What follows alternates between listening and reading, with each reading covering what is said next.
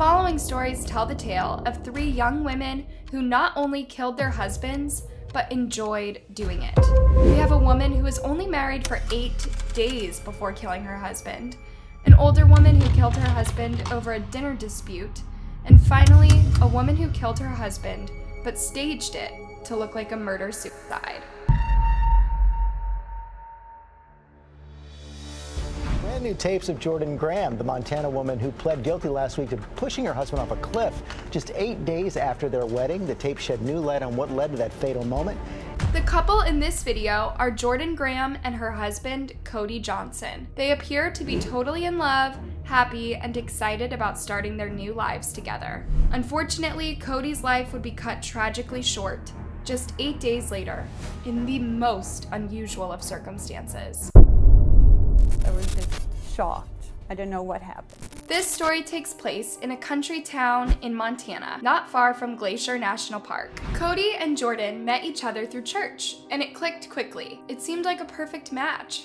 She was a good girl. Cody saw a future with Jordan very early on, and ended up telling his mother that he would marry her one day. Even though Jordan was just 21 when they met, and Cody 24, they knew they wanted to have a family one day. Cody was really looking forward to getting married.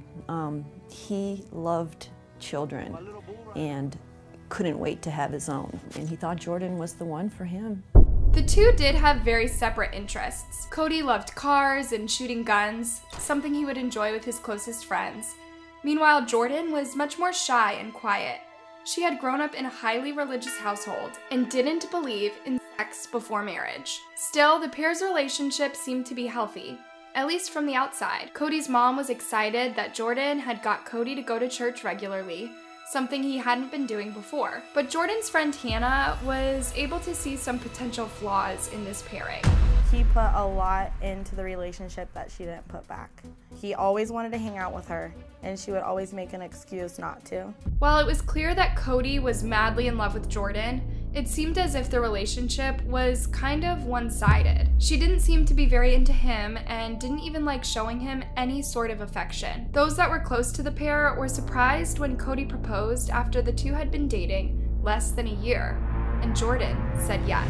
I didn't think that she would say yes. It seemed as if she wasn't even attracted to her soon-to-be husband. Even if Jordan didn't really love or even like Cody, she was still interested in the aspect of being married. She wasn't particularly excited about the actual ceremony, but she was looking forward to the process of planning the wedding and what she would wear. In the weeks and months leading up to the wedding, it seemed as if Jordan was starting to get cold feet. She had asked me a couple of times if she was making the right decision. And I told her that I couldn't answer that question for her. I told her that if you have second thoughts about this, you need to talk to him about it. But Jordan didn't want to talk to Cody about it. Instead, she just kept pretending she loved him all the way up to her wedding day. Her emotions seemed to be incredibly out of whack, with some in attendance saying that she cried hysterically all the way down the aisle, but stopped when she reached the altar and then refused to make eye contact with her groom once she did. She was standing there holding his hand, and she was looking down at the ground the whole time. It was quite an awkward scene for those in attendance who could clearly tell that something wasn't quite right. Jordan had made a decision that she regretted, and now it seemed too late to undo it. As if there weren't enough red signs that this marriage was a disaster waiting to happen, the ceremony ended on a very weird note in which Jordan and Cody danced to a song that seems to allude to the tragic events that would occur in the future. The song discussed falling from a higher place, something that Cody would do just 8 days later. The day after her wedding, Jordan's regret was very still much there, and it was something that she would express to her maid of honor, Kimberly, over text. I don't know if all this was the right thing to do. So much happened last night. I just don't know. Kimberly tries to understand what Jordan means. She wonders if it's the wedding itself that Jordan regrets, or the stuff that came after, when she and Cody were alone at night. But Jordan is reluctant to share any of her true feelings, even when she and Kimberly meet in person soon after. She came over and she laid on the couch and she just cried. She wouldn't tell me why. She wouldn't say anything to me. Jordan seemed to imply that she was incredibly uninterested in having sex with Cody. I just know he's gonna want to do stuff, and I'm not really wanting to. She so badly wanted to avoid having sex with her husband that she would even lie and say that her period started to get out of it. Using the "my period started" spiel tonight. I freaking hope it works. Because if I'm forced to do something, I'm going to freak out. According to the couple's friends, Jordan and Cody never actually had sex, despite being married. 8 days later, Cody fails to show up to work or contact family and friends, and people get worried. They report him as a missing person. While his loved ones are frantic, Jordan is completely unbothered by her husband's disappearance. In fact, she seemed over the moon happy. She was hanging out, running around, skipping. What could be so cheerful about your husband disappearing? According to Jordan, the two had gone to church the night before Cody went missing and then stopped for ice cream before heading back home. When they got home, Cody went out to the garage for a while, and when she went to see what he was doing, he was gone. She later tells Hannah that she believes Cody went out with some friends. I got a message saying that he was going to go for a ride with some of his out-of-town buddies that were visiting. I had no idea who they were, but he always told me this one thing is when his friends came to visit, he would take them to Glacier Park. Jordan struggled to keep up with her story and sometimes messed up the details. She told both Hannah and the police that she and Cody hadn't been fighting before his disappearance, but she tells her other friend Kimberly that they did have a fight. So she comes in and she proceeds to tell me that Cody had held her down when they were arguing, and that she got away from him and he had grabbed his keys and scratched her. When Cody had been missing for nearly 48 hours, his family and friends gathered at his house to try to piece together what could have happened to him. They want to look into his bank account information to see if he had used his debit card anywhere. This could help them get an idea of where he was, but Jordan doesn't seem to want to cooperate or try to help find Cody at all. Instead, she just gets more and more annoyed until eventually she gets so mad that she takes off her wedding ring and flings it across the room. Everyone knows that Jordan is seeming very suspicious. Her stories aren't making sense, and her inability to even pretend to care about where Cody is makes her look guilty. Her friend Kimberly calls her out on her odd behavior, but Jordan has no response. Kimberly isn't the only one who is suspicious. The police are too, and they make this clear. I'm getting some inconsistencies in what you're telling me with other information that I've already gathered, okay? And I've spoke to a few people, and it's important that I know that you're telling me the truth on things. Police begin to suspect that Jordan wanted out of her marriage to Cody so badly that she may have been willing to even go as far as killing him, but they still needed proof. Then Jordan gets what she calls an anonymous email from someone named Tony. The email says that there is no reason to look for Cody anymore because he's dead. Hannah was there the moment Jordan supposedly got the email. She says Jordan showed no emotion whatsoever. She wasn't crying at all. She was just showing me this email and I start shaking, and I told her to go to the cops. That's when things started to get interesting. Jordan says that the email from this Tony person, it says that they saw him fall off a cliff, and so there was no reason to look for him any longer. Of course, the police weren't going to take this at face value. I think at that point she expected us to just walk away from it. But luckily, the police didn't just let go. 4 days after the disappearance of Cody, Jordan and some family and friends decide to go to Glacier National Park to search for him. On the drive there, everyone is shocked by Jordan's behavior. She's laughing, dancing, and seems to be having a great time. Despite claiming to have nothing to do with Cody's disappearance, Jordan seems to know exactly where to look for his body. This is strange, considering the incredible magnitude of this park. Cody could virtually be anywhere, but Jordan has one particular spot in mind. She guides the group to a local lookout area called The Loop. There's a rail blocking off a 300-foot drop-off. This is where Jordan believes Cody has fallen.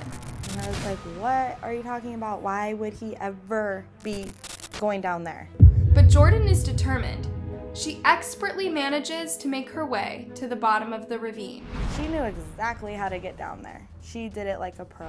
Sure enough, she finds Cody's body at the bottom of the ravine, and the authorities are notified. Jordan claims that she knew where to find him because the Holy Spirit led her to that location. Cody's body is located at the base of a beautiful waterfall. Because of the steepness of the drop, His body is badly damaged. Police managed to determine that he fell headfirst and he had many injuries. The loss of Cody is devastating to his family and friends. Cody Johnson is a kind, loving, wonderful young man that I miss a lot. It is hard for her to speak of her son without crying. Jeremiah, Cody's very best friend, was also heartbroken by the loss, that he could barely make it through an interview. I really wish Cody was here.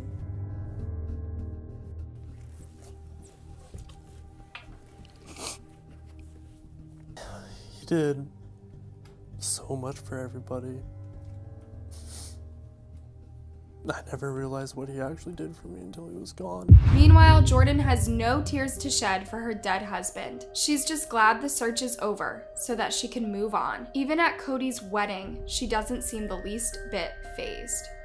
She's the widow, and she's up front texting her little friend that she's sitting next to, and her mom and dad are in tears. The fact that Jordan was on her phone while people were speaking about Cody's life is enough to enrage her own maid of honor. Many people in attendance believed that Jordan had something to do with her own husband's death. Meanwhile, police also believed this and were gathering evidence against her. Police track the email supposedly sent from Tony, and they determined that it's all fake and that Jordan wrote it and sent it herself. As if that didn't already make her look guilty enough, they also found out that she lied about another thing. Jordan was with her husband at Glacier National Park on the day that he died, and they found it on surveillance video. Police arrest Jordan not long after Cody's funeral and charge her with the murder of her husband. She doesn't seem surprised.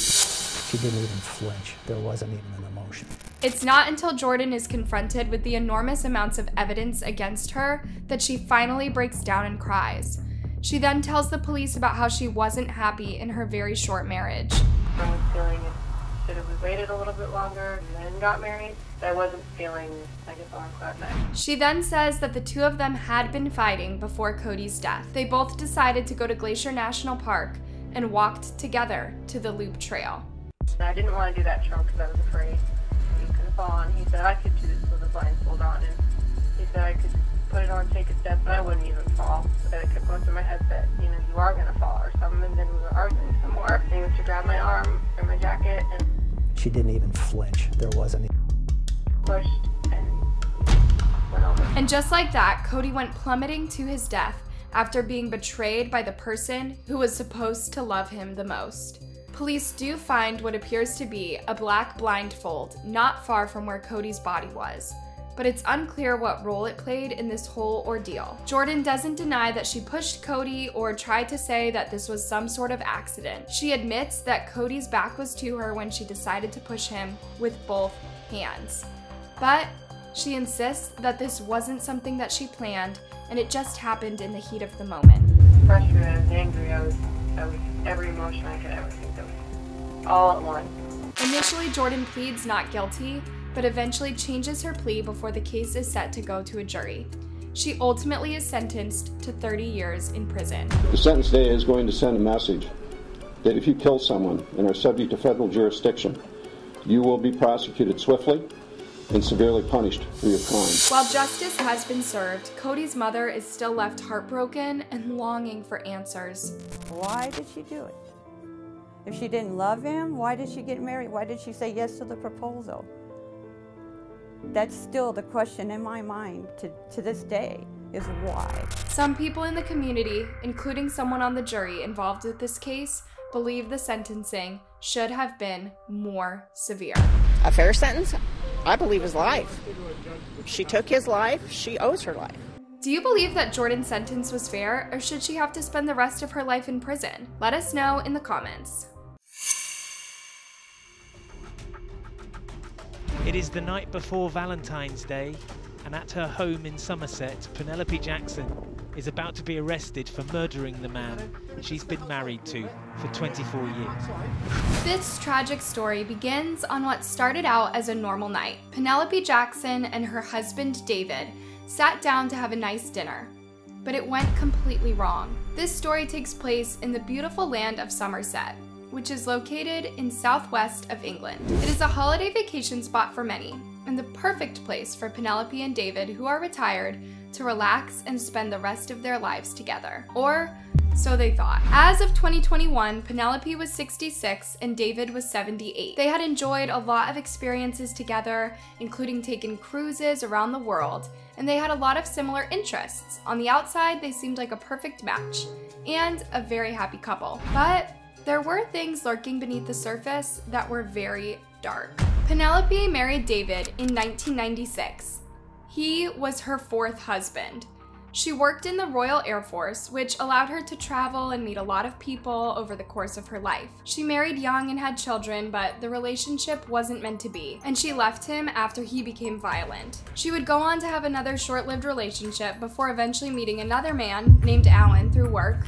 He was married with children, but she didn't care, and they engaged in an affair. Alan's wife would eventually pass away from cancer. Sadly, she learned of his infidelity before her death. Alan then sent his children off to boarding school so he could spend all his time with Penelope. Penelope and Alan had a baby girl, whom they named Isabel, and for a short time she was really happy. But Alan had to travel a lot for work and wasn't around much, so eventually she became bored and started looking for someone else. After some time passed, she eventually met David Jackson, who was a lieutenant in the British Armed Forces. Even though both David and Penelope were married with children of their own, they hit it off and engaged in a very long affair that went on until 1993. Alan would return home from traveling only to discover that Penelope had cheated on him. He was so heartbroken that he would later take his own life through carbon monoxide poisoning. While she did attend the funeral, those in attendance said she seemed cold and unbothered by her husband's death. She also didn't seem to care about the affair and how it affected him. David had also been unfaithful in prior marriages, so it seemed as if the two deserved each other. David's wife, Sheila, learned that an affair was going on behind her back when Penelope called the house and demanded she put David on the phone. Sheila would soon after take the children and divorce David. After David and Penelope got married, David took her daughter Isabella into their house and took care of her as if she was his own daughter. While the couple's relationship wasn't perfect, they were mostly happy together during this time. Things took a turn in 1998 when tragedy strikes the family. David's son, Gavin, made the mistake of cheating on his wife, who was pregnant at the time. He was unable to live with what he had done and ended up taking his own life. But before he does, he writes David a note in which he said he didn't want to be like him, alluding to his father's frequent infidelity in the past. This changed David's life forever, and he became miserable over having lost his only son. He and his wife's relationship changed for the worse. They would have fights, and he would get violent. At one point, he even pinned her against the wall so hard that her nose bled. But that wasn't all. On one Mother's Day, David smashed the present that Isabel had given her mother right in front of her eyes. Sometimes David would even get violent in front of other people, like on one occasion when he held a knife to his wife's throat, until 3 family members managed to get it out of his hands. Nobody knew what was going on with David, but figured this was just his way of grieving and letting out his anger. Despite everything, Penelope decided to stay with him. David's violent outbursts would eventually go away, but the two still bickered regularly. It was likely a shock to many that their marriage lasted as long as it did. When the pair retired in 2021, they began to enjoy themselves by going on cruises, and they seemed to be pretty happy. All of this changed on February 13th of 2021. It was a bitterly cold night, and it also happened to be Penelope's birthday. At the time, the COVID-19 pandemic was on the rise in the UK, and many families were under lockdown. Nevertheless, Isabel and her husband Tom had decided to make plans to celebrate Penelope's birthday virtually. They were going to have an elaborate dinner with lobster and crab while chatting with Penelope and David over Zoom. This is something that Penelope was very much looking forward to. Unfortunately, things didn't go as planned. Their iPad wasn't charged, and they struggled to get Zoom to work. This starts an argument, and when they finally do get it to work, it appears that Penelope has been crying. She seems quiet and subdued. They all start the dinner, and things are going somewhat peacefully at first, but everything changes when Penelope goes into the kitchen and brings out a side dish that is called Bubble and Sweet. This British side dish that is composed of potato and cabbage has been fried until it's crispy. Some people in the UK tend to look down upon this dish and consider it to be low class. David believed this too. He insulted Penelope by saying that she was ruining their fancy dinner by serving something like this. This turns into a big argument, and Penelope eventually ends the Zoom call because she doesn't want her daughter to hear them fighting. Penelope is worried that David will become violent again, so she goes to the kitchen and gets a knife. She then slips it under her pillow, planning to sleep with it that night in case she needs to defend herself. But one thing turns to another, and David ends up going to bed before her. He quickly notices that there's something under his wife's pillow, and when he realizes what it is, he freaks out. It's around 9:07 p.m. that night when the police receive a disturbing phone call from Penelope, calling from her home. She tells the police that she has stabbed her husband. Well, I might just go and him again, but... Alright, do not stab him again. Why? Okay, so just listen to my voice. Okay? Yes. Stay on the line with me. I am complimented. Okay, are you with the patient now? Well, I'm in the lounge and he's in the kitchen bleeding to death with anyone.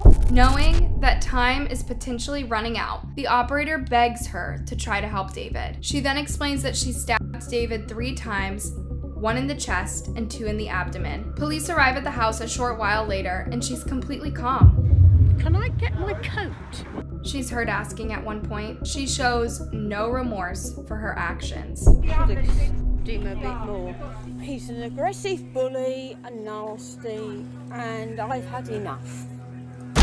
She's even concerned that she hasn't done a very thorough job. I know what I've done. All right. And I know why I've done it, and if I haven't done it properly, I'm really annoyed. David would die as a result of his injuries, and Penelope was ultimately found guilty for his murder and sentenced to life in prison. Those close to David have to deal with the fact that his memory will forever be tarnished due to not only how he died, but how Penelope portrayed him to the media. My husband and I were in an argument, and he shot me, and then he killed himself. Janelle Bohr can be heard saying on a 911 call, but what led up to this moment? This is Janelle and Greg Bohr, a couple that on the surface appeared happy. They both had been married before, and Greg had a daughter named Lily from another marriage that lived with them. He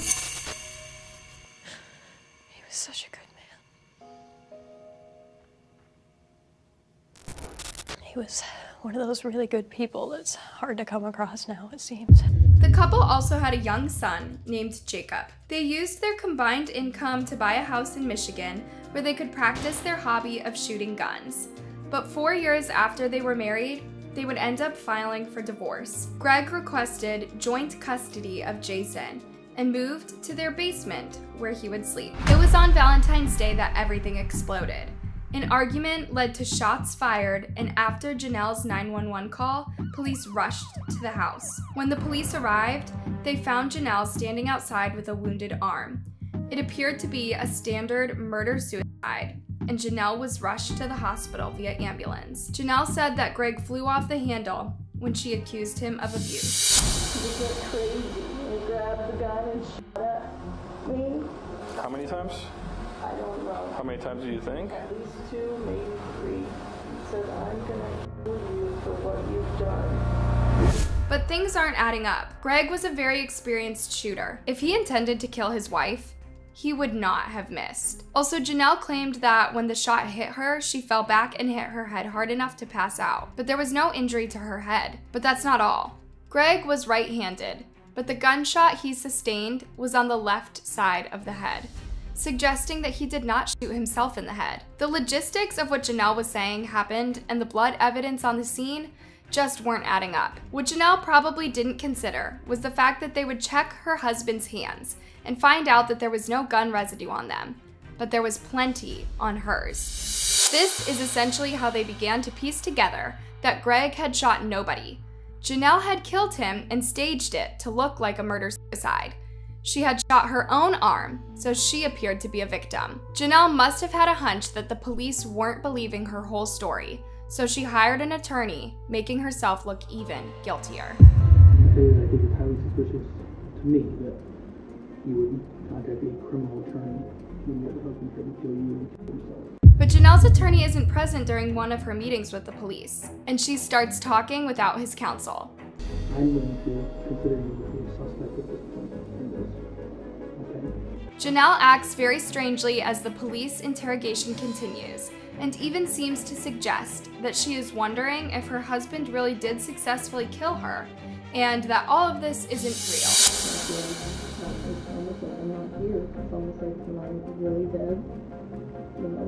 As if this wasn't bizarre enough, Janelle goes on to tell investigators about her plans for dinner that night. But Janelle would never end up eating that pizza because she was arrested and charged with Greg's murder. The prosecution determined that her decision to murder Greg was due to the fact that she didn't want to share custody of their son. She would ultimately take a plea deal of second-degree murder. The courtroom is incredibly tense during the sentencing, as Janelle is forced to stand and listen to Greg's parents give fiery victim impact statements. You had no right to kill my son. He was too kind to be safe from a monster like you.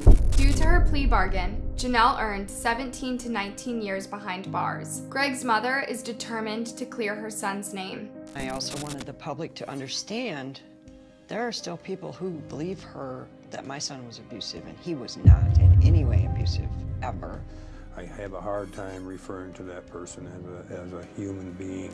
Do you believe this sentence is fair, or do you think Janelle deserved to spend her life in prison for what she did?